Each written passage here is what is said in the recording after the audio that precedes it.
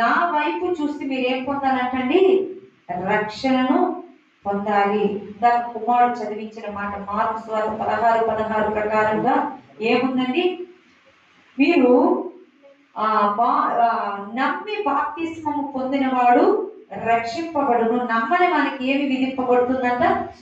శిక్ష విధింపబడుతుందంట. శిక్ష ఖచ్చితంగా విధింపబడుతుందంట. బాప్తిస్మం ఇచ్చే యోహానును దేవుడు ఏర్పాటు చేసుకొని ముఖ్యంగా మారు మనస్సు లేనటువంటి వారికి రక్షణ సువార్తను ప్రకటిస్తూ అనేక మందికి బాప్తిస్మం ఇచ్చినట్లుగా మనం చూడగలుగుతూ ఉన్నాం. అంటే రక్షణ ఎంత అవసరమో దాని ఆవశ్యకత ఏంటో బైబిల్ ఖచ్చితంగా మనకు చెప్తుంది. వైరా జ్ఞాపకం చేస్తున్న రీతిగా యేసుక్రీస్తు ప్రభువారు అన్ని విషయాలలో మాదిరి చూపారా? కొన్ని విషయాల్లో మాదిరి చూపారండి? అన్ని విషయాల్లో మాదిరి చూపారు.